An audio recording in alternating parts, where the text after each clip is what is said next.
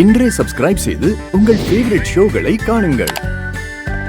இங்க பாருங்க, என் பையனை இவ குடிகாரனா மாத்தி இந்த வீட்டை விட்டு தனியா பிரிச்சு கூட்டிட்டு போகுதா இந்த மாதிரி எல்லாம் பண்ணிட்டு இருக்கா. எனக்கு அந்த மாதிரி எல்லாம் எதுவும் ஐடியா கிடையாது.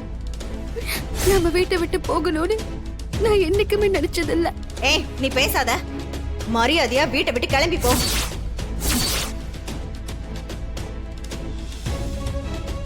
பத்மா, மாயா மேல இப்படி அபாண்டமா பழி போடாத. அந்த மாதிரிலாம் அவ என்னைக்குமே நினைக்க மாட்டா. உங்களாலதான் அவ என்னென்னமோ சொல்லி ஏமாத்திட்டு இருக்கா. நீங்க வேணா அவளை நம்புங்க, நான் நம்ப மாட்டேன். இங்க பாருங்க, நீ இதுக்கு மேல இந்த வீட்டுல இருந்தானே என் புள்ளையோட உயிரையே எடுத்துருவா. ஏன் இப்படி எல்லாம் பேசுறீங்க? நீங்க முதல்ல உங்க பொண்ணை கூட்டிட்டு போயிடுங்க. இந்த வீட்டு மருமகளெல்லாம் இருக்கிறதுக்கு இவளுக்கு லாய்க்கு இல்ல. நீங்களாவது கொஞ்சம் புரிஞ்சுக்கோங்க. மாயா இப்படி ஒரு தப்பு பண்ணாலும் நான் அவகிட்ட கேட்க கூட மாட்டேன். ஏன்னா எனக்கு என் பொண்ணை பத்தி நல்லா தெரியும். இப்படி ஒரு விஷயத்தை அவ என்னைக்குமே பண்ண மாட்டா.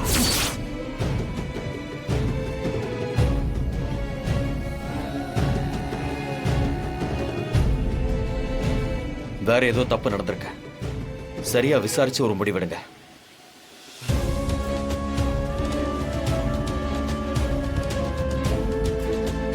ஆமா மச்சான், மாயா சீனுவோட வளர்ச்சிக்கு தான் நிறைய பண்ணிருக்கா. அவன் நல்லா இருக்கணும்னு தான் அவன் நினைப்பா. கண்டிப்பா மாயா அப்படி பண்ணிருக்க மாட்டா மச்சான். நாம விசாரிப்போம். நான் வேணா சீனுவை வர சொல்லவா? இப்பவே நான் போன் பண்ணி அவனை கூப்பிடுறேன். ஏங்க, இப்ப எதுக்கு அவனை கூப்பிடுறீங்க? நேத்து அவன் இவகிட்ட வாங்கிட்டு வந்துட்டேன்னு கேட்டதுலயே தெரியலையா இவதான் அவனுக்கு வாங்கி கொடுத்திருக்கானு? நீங்க பேசாம நில்லுங்க. ரகுராம், கொஞ்சம் பொறுமையா உட்காந்து பேசின வரைக்கும் போதும். நீங்க உங்க பொண்ணை கூட்டு போங்க.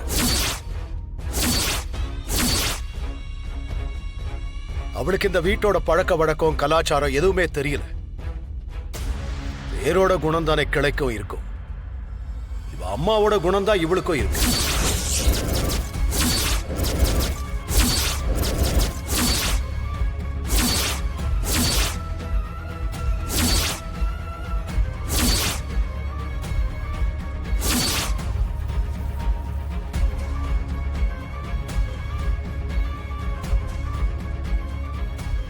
கரெக்டா சொன்னீங்கன்னு.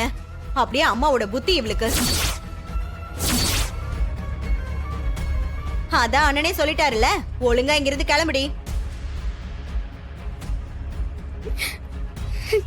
மாயா, இதுக்கு மேல இவங்க கிட்ட பேசி புரிய வைக்க முடியும்னு எனக்கு தோணலம்மா. நாம போலாமா? இல்லப்பா, நான் வர மாட்டேன். ஏய், என்னடி? அதான் அண்ணன் உன்னை இங்கிருந்து போக சொல்லிட்டாருல, ஒழுங்கா இங்கிருந்து போயிடு. நான் எதுக்கு போகணும்? இது என் பெரியப்பா வீடு, என் புருஷனோட வீடு. நான் இங்கதான் இருப்பேன்.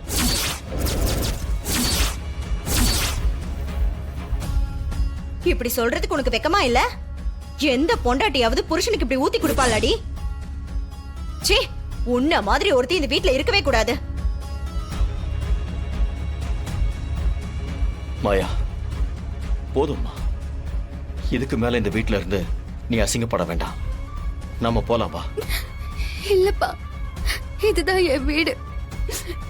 சீனு கட்டின தாலி என் கழுத்துல இருக்கு. நான் இந்த வீட்டோட மருமக. என்ன ஆனாலும் பரவாயில்ல, எவ்வளவு அவமானப்பட்டாலும் பரவாயில்ல, இந்த வீட்டை விட்டு நான் வர மாட்டேன். இது ஏன் வீடு. என்ன போக சொல்ல உங்க யாருக்கும் ரைட்ஸ் இல்ல. இப்ப சொல்றேன் கேட்டுக்கோங்க. நான் இந்த வீட்டை விட்டு போகணும்னு நினைச்சீங்கன்னா என் பொண்ணு தான் வெளியே போகும்.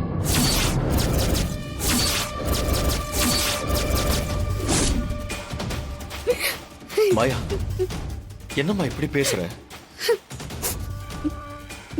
ஆமாப்பா, எத்தனை பிரச்சனை வந்தாலும் எவ்வளவு அசிங்கப்பட்டாலும் நான் இந்த வீட்டு வாசப்படிய தாண்ட மாட்டேன்பா. இது ஏன் வீடுப்பா. நான் வர மாட்டேன். நீங்க போங்கப்பா, நான் பாத்துக்கிறேன். கிஷோர், பாத்தீங்கல்ல உங்க பொண்ணு எப்படி பேசுறான்னு? பாத்தீங்கல்ல, இப்படிதான் இங்க யாரையும் மதிக்கிறது இல்ல. நான் ஏற்கனவே உங்ககிட்ட சொன்னதுதான். இனி உங்க பொண்ணுக்கு ஒரு பிரச்சனைனா என்கிட்ட வந்து நிக்காதீங்க. கேடோ கெட்டு போகட்டும். ரகுராம், அவ உங்க வீட்டு மருமக. நான் அப்படி பார்க்கல. என்ன பொறுத்த வரைக்கும் இந்த குடும்பத்துக்கும் இவளுக்கும் எந்த சம்பந்தமும் இல்ல. நான் சொல்லிட்டேன்.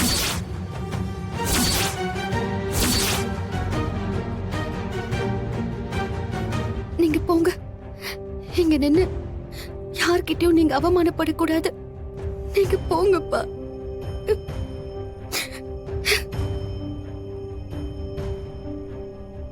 உங்களுக்கு என் பொண்ணை பத்தி நல்லா தெரியும். தயவு செஞ்சு நீங்க தான் அவளை நல்லா பாத்துக்கணும்.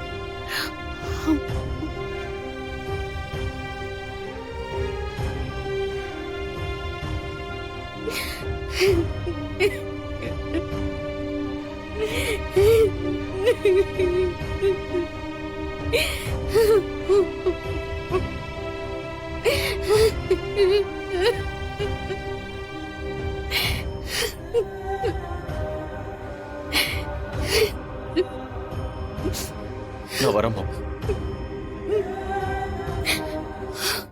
ஹலோ, யாருங்க? நான் ஃபைனான்சியர் வைத்தியநாதன் பேசுறேன்ப்பா. என்ன தெரியலையா? கேள்விப்பட்டிருக்கேன், சொல்லுங்க. ஏன்பா, உனக்கு ஏதோ பணம் தேவைப்படுதுன்னு கேள்விப்பட்டேன். உண்மையா? ஆமா சார், ஒரு 50 லட்சம் ரூபா தேவைப்படுது. 50 லட்சம்? அவ்வளவுதானா? ஏன்பா, நீ எவ்வளவு பெரிய ஆளு? ரகுராம் ஐயா வீட்டு பையன் நீ. உனக்கு ஏன்பா இந்த நிலைமை? இந்த விஷயம் தெரிஞ்ச உடனே எனக்கு அப்படியே மனசு ரொம்ப சங்கடமா போயிடுச்சு தெரியுமா? நான் யாருக்கோ கடன் கொடுத்து உதவி பண்ணிக்கிட்டு இருக்கேன். உனக்கு தர மாட்டேனா? நீ உடனே வந்து என்ன பாருப்பா. சார், நிஜமா தான் சொல்றீங்களா? ஆமாப்பா, நான் உனக்கு கண்டிப்பா பணம் தரேன். நீ என் வீட்டுக்கு உடனே வந்துரு. நான் உனக்கு அட்ரஸ் அனுப்பி வைக்கிறேன். சார், ரொம்ப ரொம்ப நன்றி சார். அடா, என்னப்பா நீ நன்றி எல்லாம் சொல்லிக்கிட்டு. ஏன்பா, இனிமே நீ யாருக்கிட்டே பணம் எல்லாம் கேட்டுக்கிட்டு இருக்க கூடாது. நான் உனக்கு பணம் தரேன். நீ உடனே கிளம்பி வா. எதா இருந்தாலும் நம்ம நேர்ல பேசிப்போம். சரிங்க சார், நான் உடனே வரேன்.